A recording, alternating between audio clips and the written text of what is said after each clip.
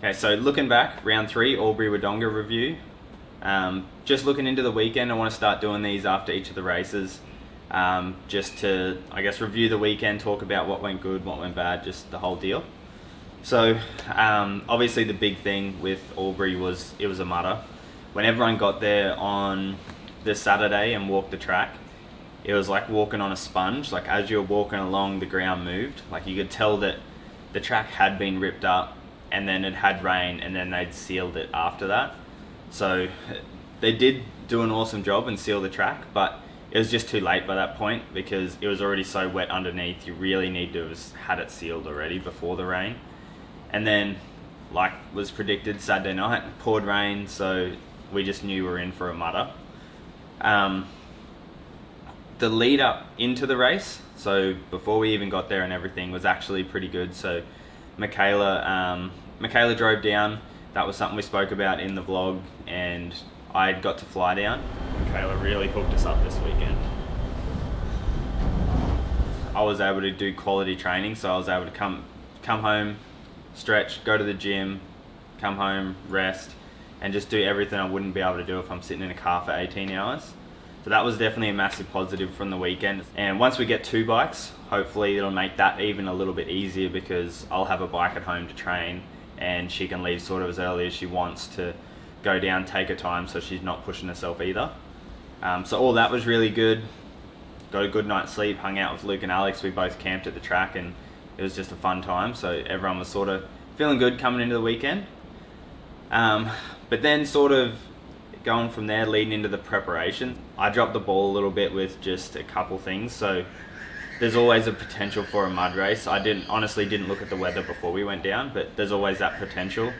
And I didn't have a paddle tire, so that's on me. I just blew that. I really should have went and seen the guys at Maxxis the week before or whatever. Had a paddle tire in the van just in case. So I ran around all, Saturday trying to talk to everyone, see who had a spare, and just because it was a mud race, everyone had used their spare basically. They chucked it on, so we were just running the normal tire. That was definitely a mistake on my end. That's just not good enough. So leading to the next one, I'm going to make sure just like that I've got all the options I need with that, because it's not hard to throw in one tire. From there, obviously, you come into a mud race. We did the best prep we could, so Fox come over with some fresh lenses and stuff for like the rain. We put some more mud flaps on for the roll-off systems. Goggles work sweet, that was all good. Added the extended visor to the helmet. Sort of did whatever mud prep we could other than the tire. So we thought that was all good. Changed our game plan because they changed qualifying. It was only 3 laps practice, 10 minutes qualifying. The plan was usually, so we'll do a lap in under 3 minutes. So I didn't want to pass the finish line and then the green flag come out. So I actually just sat back behind. Everyone was on the start gates. I was just still in the the waiting area. I just let everyone take off, and then I sort of took off later, and I was like, well, when I get to the finish line, the first lap, I want that to be green flag so I can just put in a lap straight away. And that game plan I thought worked really well. I pretty well got the green flag, went for it. It wasn't the best lap, but it got me a solid time. And then we spoke to Luke, went straight in the mechanics area. We're deciding what we do, and we'll get one more lap in, try to smash it out. We don't want to be in the mud constantly, but we'll definitely try to get a better lap time. So I went out and I executed the first quarter of the lap awesome. I was sort of coming out wide and then just swinging off the bike, and not so much aiming for ruts because it was so sloppy, just trying to cut across stuff. And it worked awesome for the first quarter of the lap, and then I come around a specific corner, it was pretty deep, and the bike, I just felt the clutch let go. It just didn't move. It was slipping so bad. And I was like, there was a tabletop after the section, and I essentially felt like I was trying to pedal to get up there. It just wasn't moving. So that lap was gone. Just reverted back to my original lap, which was good enough for I think 15th or 16th qualifying. Which obviously in those conditions with the start straight basically being underwater, that set me up for a pretty terrible gate pick. But once we got back, got the bike all washed up, we waited for it to cool down a little bit, ripped the clutch out, and the bottom clutch plate actually, it must have been slipping, got that hot, it tore all the fibers off of it. So there was no fibers on that. It destroyed the clutch basket, And then it was again a frantic run around trying to see if anyone had a clutch basket. I saw Cody Shatter actually works at MXRP, like we showed him and he was like, yeah, definitely try to find another one, that's not ideal. So we ran around, we couldn't find one. I had a spare clutch, just not a basket. So in the end we're like, well, we're here, we got to try. So I threw another clutch in. Joel, how long do you need to get geared up? About 10 minutes. Okay. That drill. Just a brand new fresh clutch. Thought we'll see how that goes in the moto. Got all prepped up, went to line race 1, just with the normal sort of game plan. It was like get a good start and then try to just go for it. But looking back in review, honestly I never had the feeling of I'm going to get a good start, or almost, I don't know really how to explain it, even like the want to really get a good start. It was like I was so scared of that clutch that it just wasn't really on my mind to like get a whole shot, and my start was horrendous. It showed up. I didn't think about my whole shot button. We were on a grate, but it was a little bit wet, so I was like, oh, I don't really need to drop the whole shot button too much. Initially, as soon as I dumped the clutch, I jumped quickly, but bike wheelied, hit the clutch, and then it was game over. People were in front of me, and I honestly backed off and just turned my head because I didn't want to get sprayed with water and destroy my goggles like before I even got to the first turn. So I sort of waited back a little and then like took off once I sort of found that I could actually see again. And that, I honestly think I would have been coming in the first turn close to last, which in a mud race, I sort of in my head was like, well, if I let them go that little bit, I'll be able to see and I can just pick my way through quickly.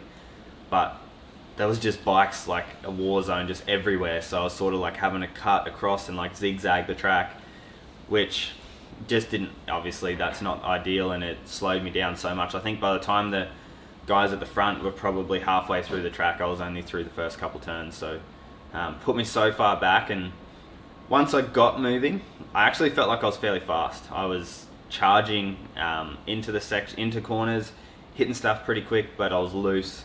My mate Kai Orchard, we were pitted together, he's with Brisbane Motorcycles as well. And he's like, dude, how many times did you crash in that moto? Because he said like he was just like the tortoise in the hare sort of thing, like just cruising around. And he said he just passed me laying on the ground, and then he'd just continue up. I'd pass him, and then he'd pass me laying on the ground. And I can't remember exactly, but I think it was 7 crashes I had that first moto. 7 crashes, 2 pit stops, and ended up 14th. So it just showed like how gnarly the track was. Yeah, again, just not the best execution in that first moto. Just a little bit of bush mechanics. Just what? Bush mechanics. Just a bit of bush mechanics? That shroud.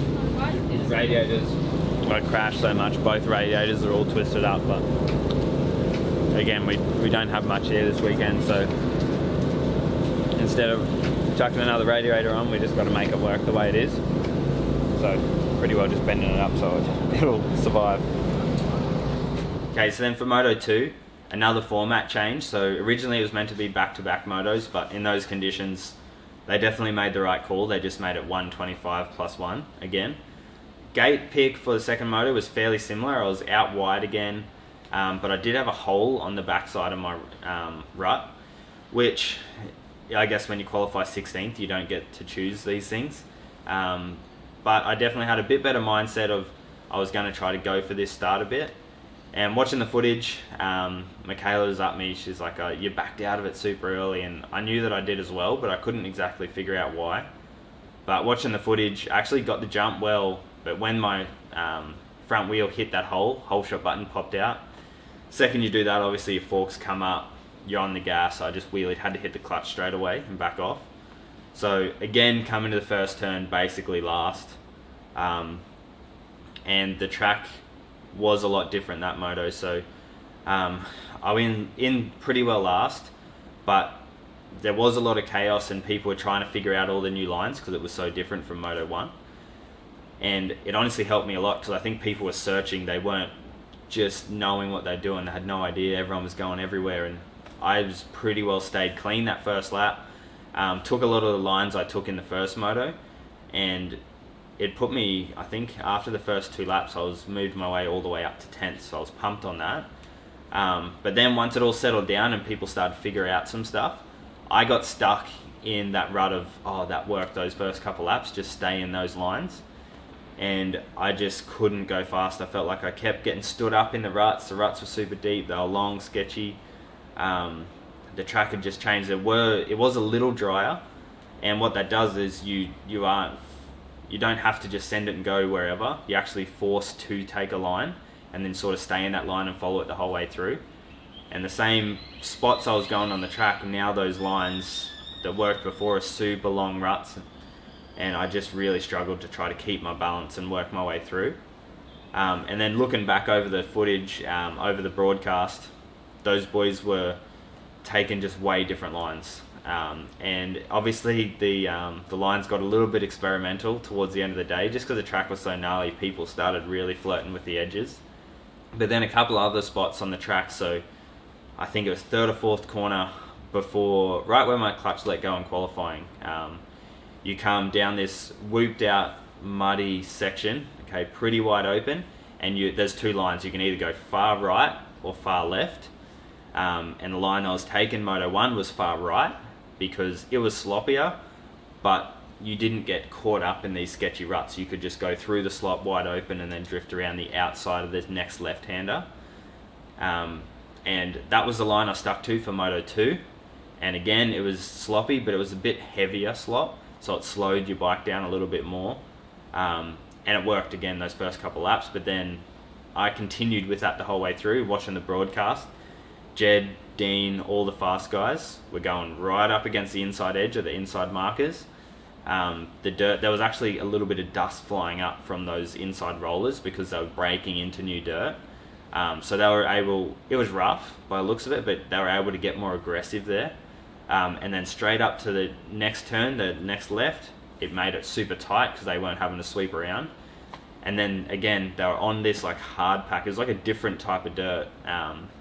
And they were able to just turn, point and shoot to the next jump, whereas I was trying to line up ruts and trail ride my way through to the up ramp.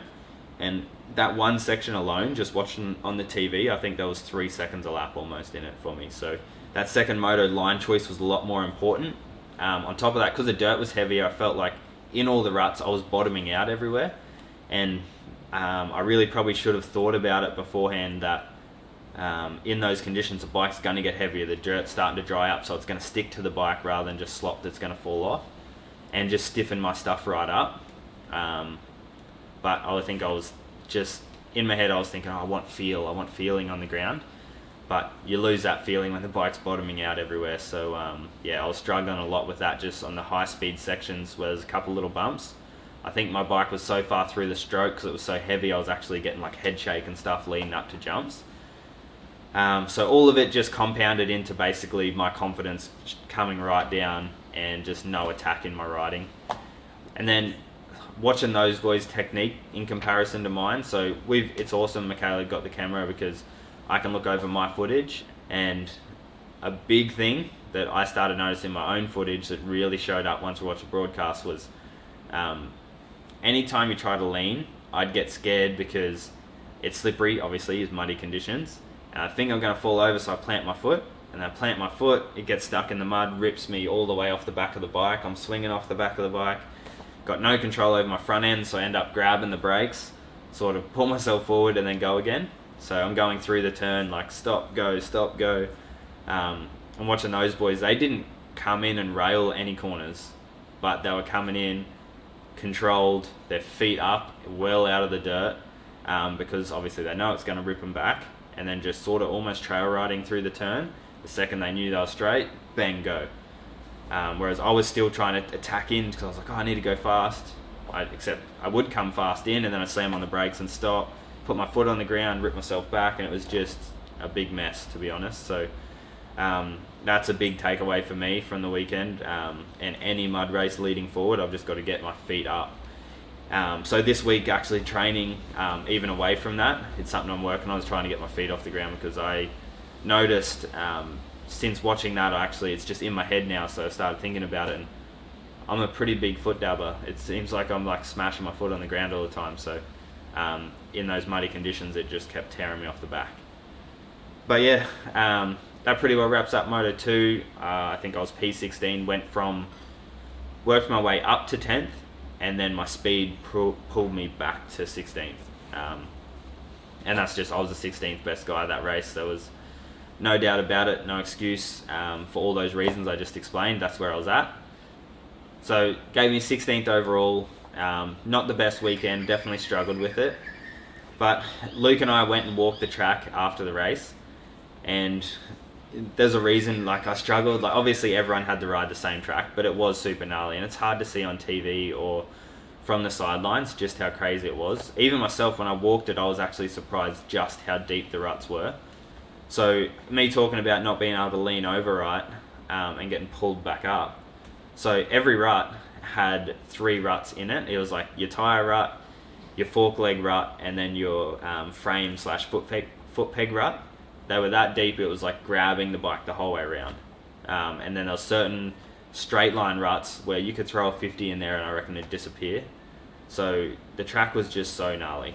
And then the different line choices, it's like there were other lines out there, but like I said, those few lines that Jed and Dean found and a couple of those boys, they were awesome, but there was no lines out there that were nice. Like, nothing on that track was like easy. So yeah, there was a reason that it was tough, and yeah, those boys just killed it. They rode awesome. So for me, I just got to try to learn as much as I can from it.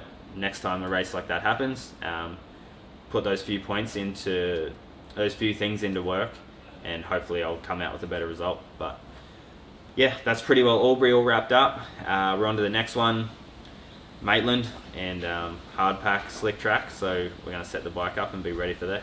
Cheers.